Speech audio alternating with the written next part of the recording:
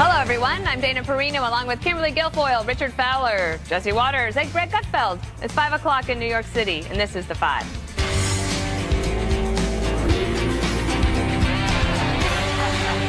The long-awaited JFK files are out. In part, 2,800 never-before-seen records on the assassination of JFK were released by the National Archives, but hundreds remain classified. President Trump said he had no choice but to heed warnings from the CIA and FBI to keep some of the files secret for further review. Releasing them unredacted could pose irreversible harm to our national security. Here's some of what we learned from documents that were allowed to go public. In the aftermath of the assassination, the Soviets apparently worried they would be blamed for putting Lee Harvey Oswald up to the attack. More on that later. Also, the CIA once intercepted a phone call from Lee Harvey Oswald to the KGB's department in charge of sabotage and assassination before Oswald murdered the president. Another interesting item, a British newspaper received an anonymous phone call about, quote, big news in the U.S. 25 minutes before JFK was shot. So there actually was some big news in here, Kimberly. You know, it's interesting because this is, I found, to be one of the more fascinating topics. Did you ever think in our, lifetime that they would reopen these files? And it's the question that I'm getting from everyone is, what are we going to find out? Are some things going to be held back? And I said, well, I think we're going to find out what they feel comfortable with us, knowing in terms of what transpired here. And I think it's an important moment in American political history and just in transparency for our government also, because we're a lot of times we'll say to other governments, what you guys are doing, you're not being transparent, you're not being open. I think this shows that actually we trust the American people to know this information, even though this dealt with one of our top secret intelligence, agencies. And to me, that's like kind of the most compelling aspect. I don't know that I necessarily found something in this that was earth-shattering or altered kind of my fact pattern or the chronology as a prosecutor of what I thought went down. But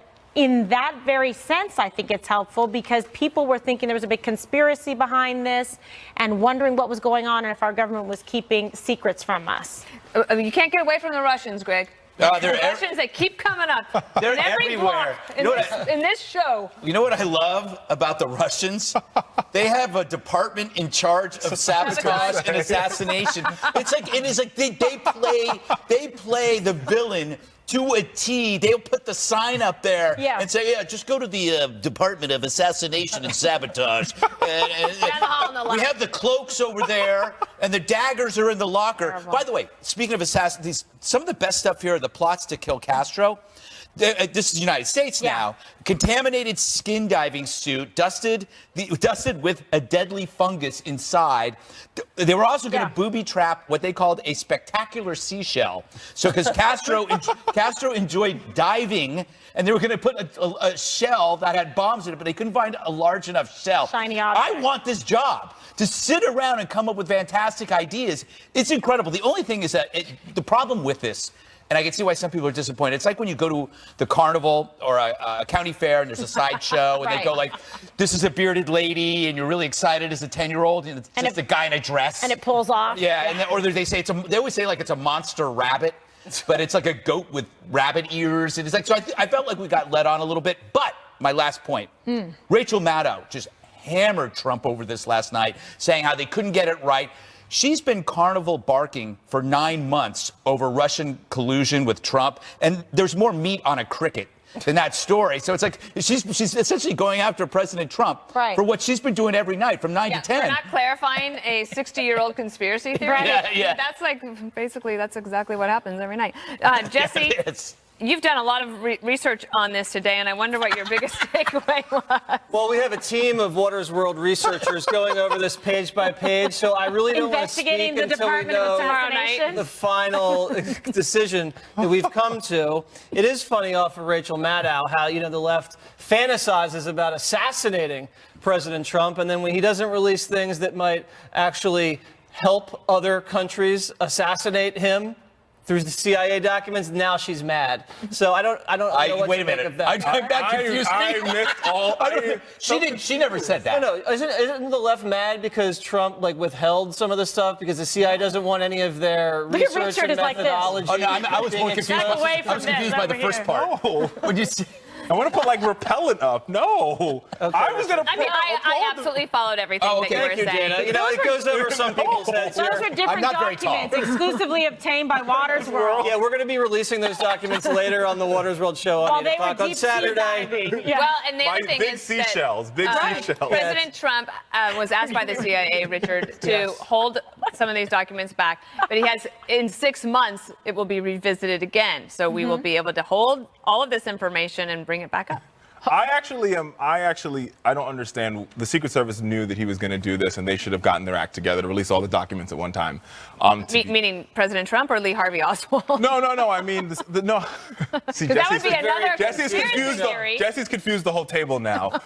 But no, I'm saying that the intelligence agencies knew the president wanted to release his documents. He sent the memo over there. Well, it was required by the law. In 1992, the law said on October 26th, 2017, this will all be released. Right. Unless there's a security concern, which there was, and President Trump heeded it. Right, and I feel as though that the Secret Service had almost a decade to get their act together and figure out the security concern and deal with it. And I applaud the president for releasing these documents, because I think the American people deserve to know what happened to JFK. And I think now we can put all of these conspiracy theories to bed: the third bullet, the umbrella man, that LBJ did it. All of these conspiracy theories can now go to bed, and we can move on and say he was assassinated. We now all know. We know it was Lee Harvey Oswald, and now we know. Well, bravo, Mr. President. On the 2 o'clock show today, the Daily Briefing, so Jim Woolsey, the former CIA director, was there. Yeah. And basically what he said is that there is a theory about this guy who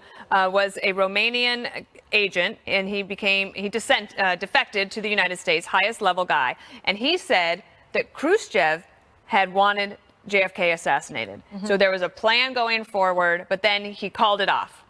But Lee Harvey Oswald was such a diehard believer that he went forward with it, and then they had Jack Ruby kill him to make sure that there was that you couldn't find that connection. You buy that, Kimberly? I got to tell you something. For me, some of these theories I'd already heard before, that weren't very revealing to me. And the Jack Ruby stuff I thought was kind of interesting. The other thing about going to get a confession in the hospital, I thought that was kind of interesting, but then really not able to do that. Was sort of a last minute press to try to get that nugget to say, okay, we can wrap this up and close it down. History would have been very different, I think, if they had been able to obtain that. And then just the one other thing, Dana, that I found was really interesting was the phone call.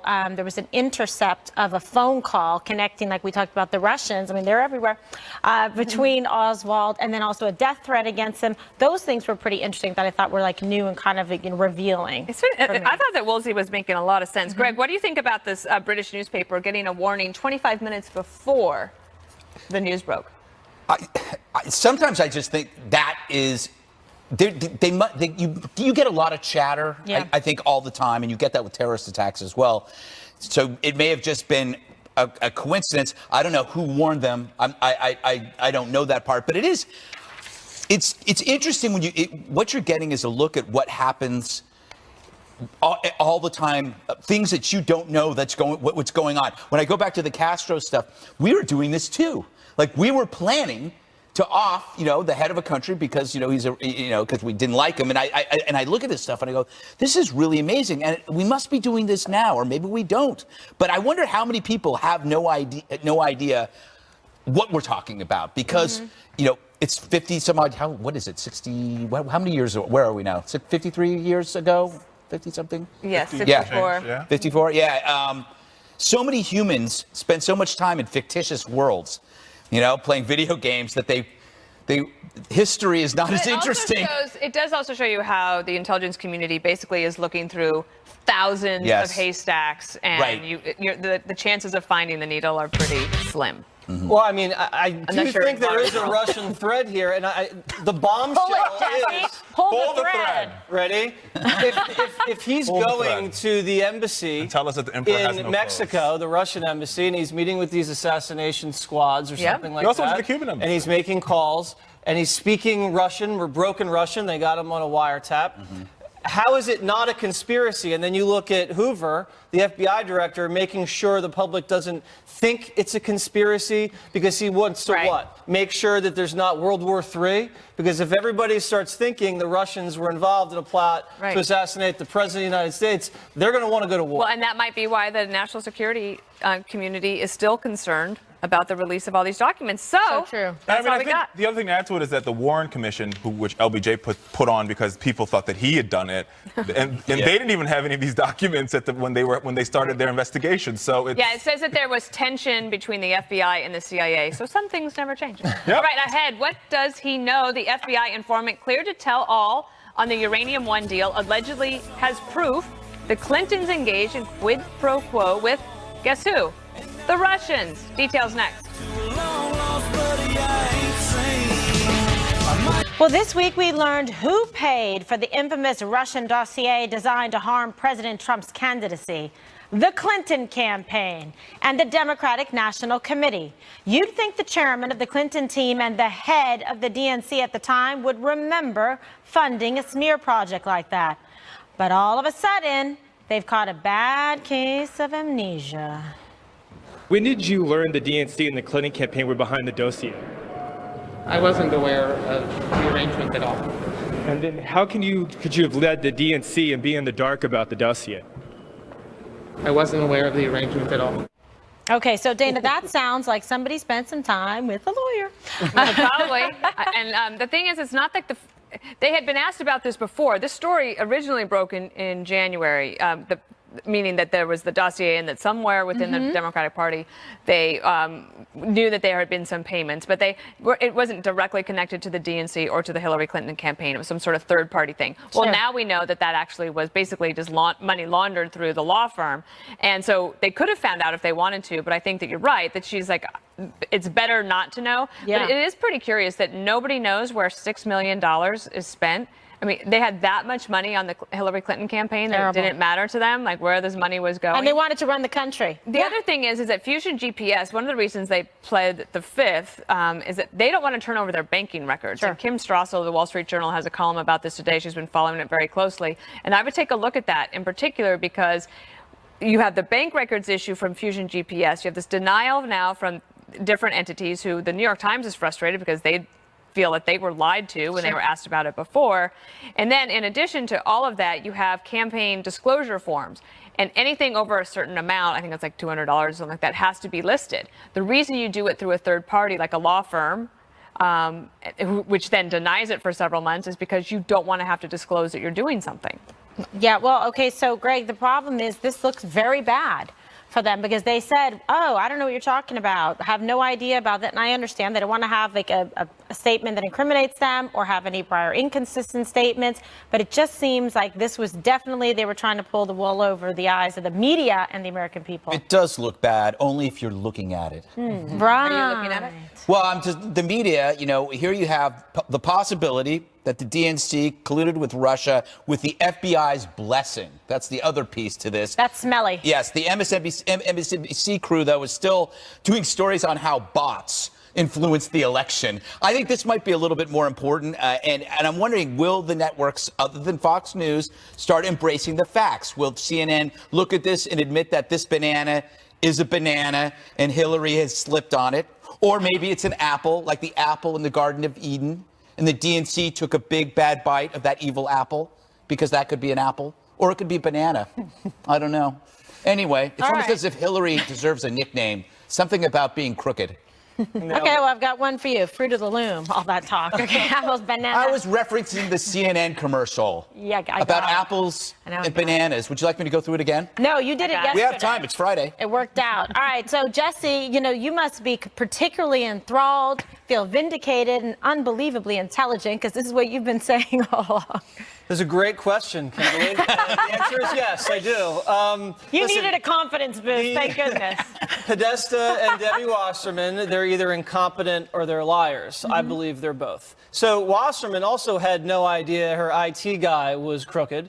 She had no idea she was rigging the primary against Bernie until she got canned. Podesta, remember, he was the one that gave his password to the Nigerian king, and it was password. Password, yeah. Right, so if you don't know millions of dollars are being paid paid to some firm to dig up dirt on your opponent, then you're either oblivious and you're running a terrible campaign, or you're not telling the truth. I believe both of these people aren't telling the truth. Also, some other nuggets in here. Sure. Fusion GPS, this firm they did business with, also worked with the Russian lawyer Natalia. Now, remember Natalia? She was the one that was sent over to Trump Tower to talk about Don Jr. Very interesting coincidence. Also, the firm that the DNC hired to come in was hired by the same Clinton attorney, Elias, or whatever his name is, to say, oh, yeah, you guys were hacked by the Russians over there at the DNC. And then when the FBI said, can we look at the server to investigate? The firm said, no, we got this. No, it's fine. Take our word for it. And the FBI took the word for this firm. And why would they? Why would they? So the whole thing smells. And I'm just waiting for Richard to explain it away. Oh, no, I mean, I agree with Dana. I think we should take a look at Fusion GPS's bank records, because we'll also find Vanity Fair reported in September 2015 that Republicans hired Fusion GPS, and this initially, and the same individual, Mr. Steele, who created this dossier, these Never Trumpers hired him to do work and to sort of unravel what was No. Steele wasn't related to the Republican. They hired him to look at Trump's casinos and businesses. No, but they hired him to look at Mr. But not Steele. Not Steele. They hired him to look at him. They hired. You guys are correct. I was wrong. I spoke incorrectly. Next. I will admit my flaws when I make them. Right. So they hired Fusion GPS to look into Mr. Trump. Yeah. Right. And then they fired him right when they figured out that Trump was going to get the nomination. Yeah. Democrats, or this particular law firm, hired Mr. Steele, hired Fusion GPS. Then Mr. Steele was hired way after that, and he was also hired after the FBI had already opened up their probe into Russian. Are you channeling Juan Williams? No, it's getting out of control. But I want to. I don't want to get to the gag order, friends. So the FBI probe was already opened prior to this dossier being written. One point about Fusion GPS, which I find interesting, didn't they used to be Wall Street Journal reporters? Well, yes. I don't know about the second guy. Glenn Simpson was. I just find it, because it's like, I think they realize that being reporters for a population that doesn't pay for their articles isn't as interesting as targeting your talents, to a specific wealthy customer. They're essentially writing in-depth investigative reporting for people who will pay for it. So if I want to do a piece on Jesse Waters, I hire Fusion GPS. Right, I know. All right, as you know, that was just an analogy. Don't get any ideas. All right, tread water for a moment there, Jess. As you know, a gag order has been lifted on a former FBI informant on the Uranium One deal brokered with Russia while Clinton was Secretary of State. He says he was intimidated by Obama administration lawyers not to talk, and now he can. What does he know? We want to know. Here's what his lawyer told Fox News earlier. He's got all the bribes, and those are recorded, and those are put into an indictment in 2014. We have on the record quid pro quo with the Clintons being paid, Bill Clinton being paid $500,000 by Russian people who were interested in the Uranium One deal going big, and we have the Clinton Foundation getting tens of millions of dollars from the same people involved in the deal. So you've got it right there, the quid pro quo. Now my client can put some meat on those bones and tell you what the Russians were saying during that time about how they were spending money. All right. Okay. So Dana, jump in the weeds with me, shall you? Well, I'm gonna go in the way back machine. Okay. Go. Okay. So I know this guy Dan McGordy. Good for you. He wrote an op-ed in October 12, 2010, and it was all about this deal. And he was questioning, why would we ever do this? And he's talking about the CFIUS process. Sure. This is the committee that's going to look. And he writes. CFIUS could start with a simple question. If a U.S. mining company, to say nothing of a U.S. government-backed agency, made a bid for majority control of a Russian uranium mine, what would Russia do? They would never allow it. No. And so I think questions about this go way back to why would we have done this in the first place? And they'll probably have to get answered. And now the smoking gun is the unmasked, so to speak, informant who's been given freedom. Do you have something quick? All I will say quickly is that there was 9 people on this committee. Hillary was one of those 9 people. So to say that this is all Hillary Clinton is absurd to me. No, I agree. No, people are making this argument, and I think it's absurd. She was one of 9 votes. There was 7 other cabinet secretaries and 2 White House officials. Moving on. Facebook Friday. Come on, everybody. Greg is like mouthing it to me. No, rap, move on. Facebook Friday. The liberal media hard at work this week to provide cover for Clinton. When all else fails, what do? Blame Fox News. Next.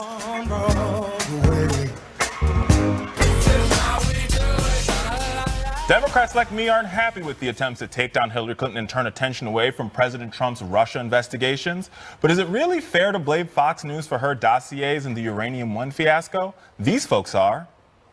This whole uranium thing comes from Fox News. I mean, this is a closed investigation that came up in Peter Schweizer's book, Clinton Cash, in 2015. It was discredited then. They've tried to dredge up a series of debunked and overblown stories to muddy the waters and make it look like it was actually Hillary who colluded with Russia. Fox News would much rather talk about Hillary than Donald Trump. That's because the right in the Trump era doesn't have coherent principles or an ideology. It just has enemies, which is why they prefer to inhabit an alternate reality where Hillary Clinton is president. It's a partisan effort aligned with what the White House has been urging, and Fox and Breitbart, in which there was no consultation with the Democrats in Congress. And I think that tells you all you need to know about whether this is in good faith or not. So, Kimberly, what's your take? Yeah, I just think it's, that's incredible. Isn't it? How they can just go ahead and just like run a narrative all the way down the street to say that this is about Fox News. I mean, they so desperately want to whitewash this, and they cover for Hillary Clinton that they'll literally do anything, say anything to blame Fox. It's like literally, there's no new bag of tricks here. It's like they do that despite the fact that when are we issuing, a correction or anything like that, we get excellent sources, excellent news department to provide information. We didn't create the Uranium One scandal, okay? So we're reporting on the news, we're covering it. That's what's happening here. It's called good journalism.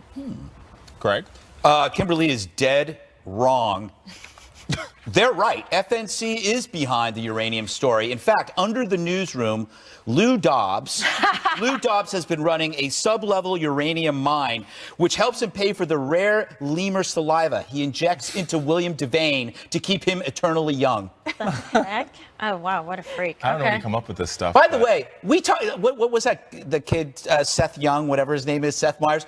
So we don't, he says, they're doing this so they don't have to talk about Trump. Are you kidding? That's all we do is talk about Trump. And we say good stuff and bad stuff. The guy just doesn't watch. What happens with these shows is they have interns. This is what happened with the Daily Show. They have interns or assistants. They sit there and they just watch Fox. These guys don't watch Fox. And they pull clips. And they pull little clips, and then they have them sit down, and they're sitting there eating a sandwich, and they're going, ooh, I like that, and they put together a package. They have no idea what goes on in this network. They don't know anybody that watches this network. They are just, what they're doing is just repeating these weird fantasies in their head that are fueled by these little snippets that are fed to them like little birds. It's called Fox News Jello mold. Yes. They just put it all together. Sorry about that. Where do you buy Fox News Jello mold? I've got some in the back of my car. Oh, you have to be here a little while longer. Yeah. Clearly, they didn't let me into like the secret Fox News store where I buy the Jello mold. Dana? Well, you had made a good point before, and it's one that I've tried to make, and others here have as well. You did? Which is that the CFIUS always make process good points, requires sign off by 9 different agencies, okay? But Fox News didn't originate this story. The Hill newspaper did. Right. If that reporting turns out to be wrong, well, shame on us. I mean, that would be the case. But the one thing I would say in defense of Fox News is that when any little nugget about any possible storyline that connects to alleged Russian collusion on the Trump campaign happens, it is a full-bore breaking news everywhere else. So I think that everyone should just take a step back. Let us find out a little bit more, meaning the committees should find out a little bit more. And the Wall Street Journal has raised some really good questions about Mueller and Comey being at the FBI at the time. DOJ was a part of the CFIUS process. Did they know that any of this was going on, or was it totally blind? I think that is worth knowing. Mr. Waters. Well, you know when a scandal is real when the left blames Fox News. Yes, true. These are not just allegations. These are facts. Right. You said it correctly. This is based not only on Peter Schweizer's reporting, who's not a Fox News guy. This is based on Hill reporting, which was based on actual documentation, actual files, and actual filings. This didn't originate here. We're just covering it. So to say that this whole story has been discredited, like Toobin said, how has it been discredited? And if it has been discredited, explain why, Toobin. Explain how it's discredited, and maybe you could debunk it instead of just saying, oh, Fox News is doing it. They're saying, you know, that all we want to do is talk about Hillary. Well, Hillary won't go away. We don't necessarily, well, we like talking about Hillary, but since she's hanging around, we're going to talk about her. What else do we have to talk about? I mean, the president likes to talk about her, too. Well, how about reporting and covering the news? Like, we're covering this because it's important and significant and raises alarm and concern, and it should. But they want to make jokes about it, so, you know. I get it. Listen, my take on this is this. I just don't want another House or Senate investigation. There are too many of them, and they get us nowhere. So if people want to discuss this Uranium One thing, then let's get the best prosecutors, some of Kimberly's friends, to investigate it. So you're calling for a special prosecutor against Hillary Clinton? You heard it here Uranium? No, because you know what? I don't think they're going to find anything. They're going to say there was 7 cabinet secretaries and 2 White House officials, and there was no there. But let's not have another endless House or Senate investigation and get nowhere. Let's get some prosecutors. Let's look at it and let's move on. And we're going to move on from walls to Mohana. There's a lot of costumes causing controversy this Halloween. Jesse hit the streets to find out what people are thinking about the most offensive ones. We'll talk about that ahead. We'll be right back. Halloween's on Tuesday. As you know, the costume PC police are out in full force again this year. I asked some New Yorkers how they feel about the holiday hysteria. What costumes do you find offensive on Halloween? For example, like an Indian, or something. I don't know. Native American. Yeah, Native American. But I thought multiculturalism was a good thing. It is, but there's like complex structures to it that like add layers and make it more complicated than that. What the hell are you talking about? Do you know what she's talking about, Gutfeld? I think she means well, you know, but the thing is, this whole kind of like, this costume is evil, this costume is good, it's a way to express moral superiority among your peer group. You have to be the first person. Virtue signaling. Yes. You know, now I don't use it anymore. I got that from you. Yes, but it's like, if you could be the first in line to condemn a costume, it's kind of like being the earliest member at church. It's like you're in the front pew. That's what because identity politics is a religion. You have penances, you have indulgences, you have confessions. And there's weird rules. And there's a lot of weird, and everything it targets, whether it's football or whether it's Halloween or holidays, identity politics infects and then divides. And there are a lot of rules, as you say, and explain to me, Richard, as a white male in America, why can't I dress up Thank God you cleaned as that someone from another culture on Halloween? It's just it's the wrong thing to do. Tell me why. Because you offend people. How?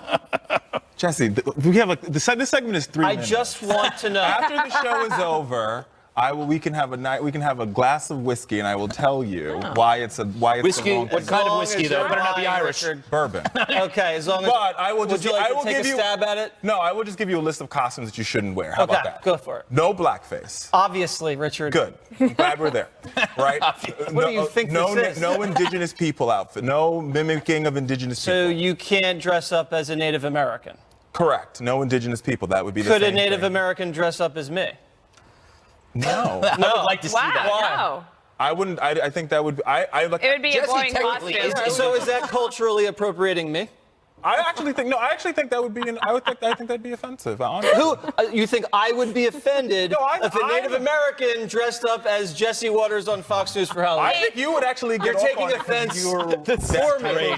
I think because you're sort of sick and twisted like that, you would get off on it. Kimberly, But I think it would be. Kimberly, what are you being for Halloween? Just so you know, there's not a lot of demand for that costume. No, for sure. There has to be a Jesse Waters They're costume. flying off the shelves, collar up, There and a you microphone. go. What am I dressing up as?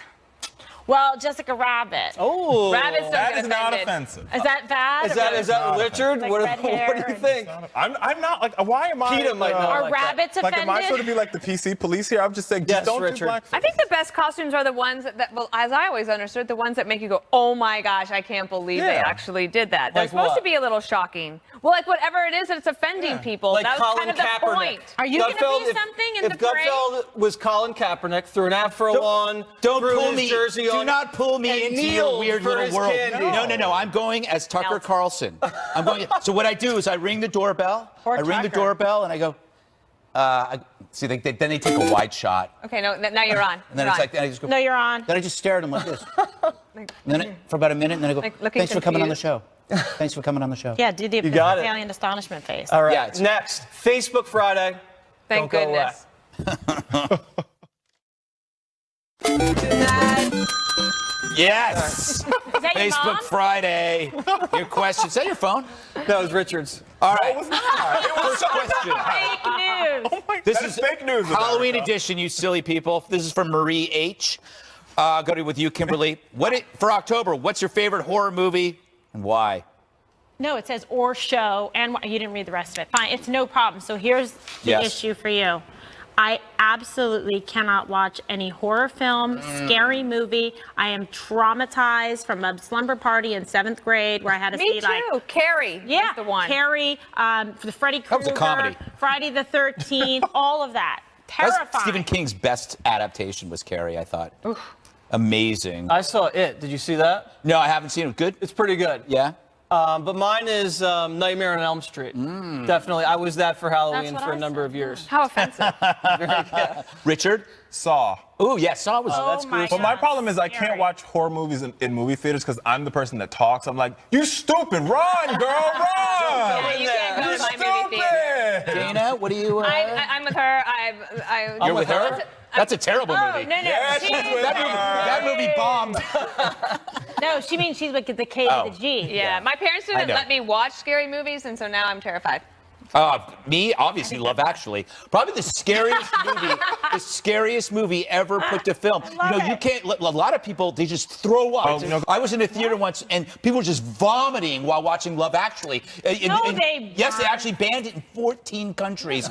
Next question: what is your least favorite thing you ever received when you went trick or treating? Like this, her example is her son once got pencils. Raisins. Raisins? The box of raisins. Yeah, box of raisins. That's Your parents have those in the pantry. Don't give them in the treat box. Wow. Yes, Jesse? Yeah, fruit or vegetables or pennies. Pennies. Anything like that. Yeah, the Or taste just of bad copper. candy. Yeah. Yeah, Bad Candy. Good name for a band. Richard. Almond Joys. Yes, I hate coconut. Oh, send it my way. Sometimes you that's feel like a Mounds. nut. That's Mounds. Almond but I Joys. think they- Give me Snicker bars, man. Snicker bars. Reese's. Three Musketeers. Give me the good stuff. Don't give me Almond Joys. Come on. Kimberly? Spring for the good candy. Well, you know what? I don't want to. I particularly don't want to get like a granola bar. Yeah. Yeah. I mean, not that I dislike those. I just don't want it in that moment. Yeah, like if you have it in your pantry, don't. Like good. that shouldn't be what you give good- out for Halloween. yeah. Like, don't give my- me kale chips, right, Dana? Oh, well, that could be me. My least favorite thing I got on Halloween was razor blades. Yeah. I was like, I don't even shave. Remember when that was Oh my going gosh. on? No, and but your no, parents that- had you know to go that- through your I bag? think they should call the don't talk cops. about That's that. an Like the urban. kid- By the way, somebody the giving- dumbest rumor of all time. I know, but it's is so razor bad. blades and apples, because who would do that? Because the kids would just, Okay. if kids got that, they would just tell the police where they got it from. They don't have one documented That is incident. a homophobic Let's rumor that is not- spread, and let's it's really not sad. go there. Homophobic? Yeah, because that is what they say. They say that like gay men give out apples I with didn't know razor that. blades. I didn't know I never That is literally that is a homophobic. I never heard that. All right. Well, I've learned something There's new a here on the homophobic five. That's why you That is always have to untrue. DVR. Watch All right. the five. Way I to think bring we've had it this up, question Greg. before. Go ahead. This is from Milka C. She goes, if you were president for one day, what executive order would you sign? Richard. Free all my sons. It's the Lauryn Hill song. Oh, I don't know. I love them. There you go. Wait, what? That went over my You never head. had the Lauryn Hill No, song? I know, but that's an Why is executive that order. order? Rule the Executive order? world. Oh, so you would just play the music. Myself. That'd be your theme music. KG, what? I don't know. I mean, Trump's like doing such a good job of killing ISIS. He's putting me out of business because, right, that would be my one executive order. Like, destroy. Maybe bring back waterboarding, just for By the way, just for fun. I agree. I mean, Yeah, bring it back. actually works. For any special occasion or for specific? Well, to fight the war on terror. I just want to be clear. Okay, thank you for clearing that up. Dana? I would do something on adoption to make it Oh, easier for people that want to adopt to be able to adopt children more. That is a very That good is one. actually a very It's actually constructive- something that they can and should do. You're absolutely right. I would talk more to Ivanka Trump about that. Ban Radiohead in public places. Everybody knows they're a poor man's Air Supply, and I just think it's time to move on. You All moved right. off of Red Hot Chili Peppers. What? Oh, I hate the Red Hot Chili Peppers. They're a poor man's Smash Mouth. Rajan G asks. Oh, I'm sorry. Sorry, Rajan. We're not getting to you. Wow. Kathy says, if you had to pick a song to describe you, what would it be? Jesse. Rocket Man. Definitely Rocket Man. We're going all the way up. All right. Kimberly, space is utter disgust. Yes. If they took that shot, but they didn't. Thank God. What song? I mean, come on. Haven't we done this one too? I don't know. Boy, I can't say it.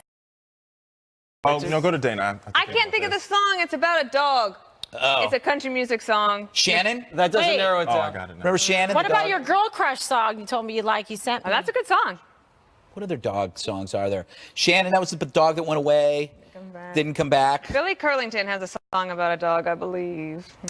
All right, I got my answer. I mean, one of my favorite running songs, Simply the Best by Tina Turner. Oh, that's good. That's What good. was Rajan's question? No, my song, Segment. Afternoon Delight, because that's what the 5 is. It's an afternoon delight. Oh, wow. That was really good. Starland Vocal Band. No? No. You people are young. All right. Or I'm old. The poor man's Beatles. They're Poor man's Beatles. They're rapping you. You did such a good One job. more thing is up next. Sweating it. It's time now for one more thing. Okay, workers at the Utgarvik Airport in Alaska were in for a big surprise on Monday. Check this out. This will irritate you, Greg. A 450-pound bearded seal was plopped down in the middle of the runway, so nobody could leave. And they waited for the seal to move. They basically... the pilot said we have low ceilings. To try to make people realize that they got to wait for a second. Scott Babcock captured the moment on camera and said it was very strange to see the seal. I've seen a lot of things on a runway, but never a seal. But you never know what you're going to get in Alaska. Oh, okay. KG. All right, fantastic. So today I had the privilege of being at the Synergy Global Forum where I'm MC and hostess with the mostest and conducting the Q&A. That's me walking out. Jesse, you'd been jealous, had some smoke. It is a fantastic event, the biggest, one of the biggest business events in the world, brings together huge names in business and disruptors. That's Guy Kawasaki, Sir Richard Branson, Steve Forbes, Ray Kurzweil, Jack Welch, and tomorrow from House of Cards, Robin Wright. So it's a 2-day conference today and tomorrow in New York City. And it was like, wow, Smart people. Mind-opening, right. Revolutionaries. Jesse. Cool. All right, so Waters World this weekend, we have a very big lineup. We have Eric Trump, Kellyanne Conway, and Dean Cain. And as you also know, we did an offensive Halloween costume edition. And we're debuting a new feature. It's called Texts That Haven't Aged Well. Excuse me, Tweets That Haven't Aged Well. We're going to run those for you at the top of the show. You'll love it. That's pretty funny. Yeah, you don't want them to be texts. Could be from your mom. All right, That's Greg. another thing. Gigi's show, which is 10 o'clock on Saturday. We got Kevin Sorbo. I hear he's got a movie out. There's Tom Shalhoub on the left there. And there's Kat Timpf having a birthday this weekend. And Tyrus. So it's going to be a fun show. Now, Donald Trump had some kids over trick-or-treating at the White House. They were the offspring of the media.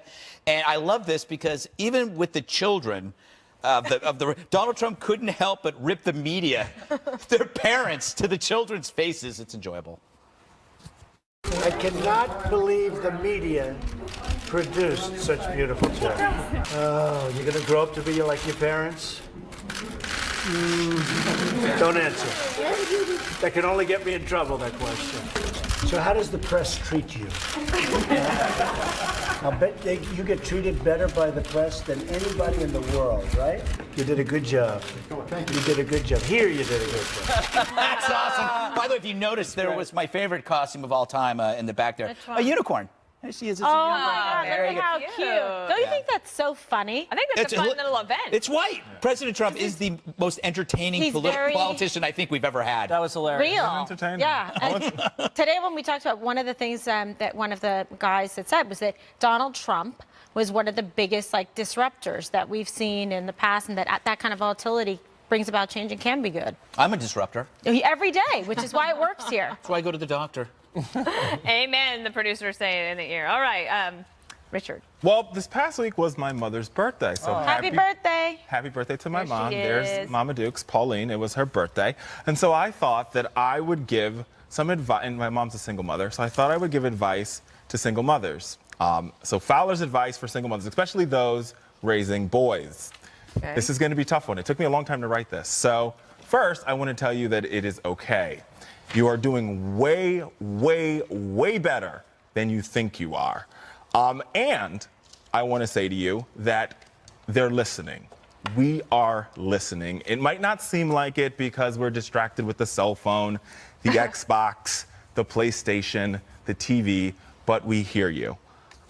And we are listening. So single mother moms out there, we are listening, and you're doing way better than you think. Toughest job in America. And I tried to do this without looking at KG. Thank you, Richard. If I looked at KG, I think I might have cried. So. Oh. She makes me cry every day. Hey, I remember the name of that song. What's the name of the song? The song that from Facebook Friday. It's Like My Dog by Billy Curlington. Oh, it's there you about go. how the dog doesn't ask him where he's been or like to do the dishes or anything. The dog just loves him because he's who he is. Yeah, but a dog doesn't expect anything of you, so you could end up being just a horrible person. That's, No, you dogs can't- have very low You can't be expectations. a horrible person around a dog. I mean, unless you're abusing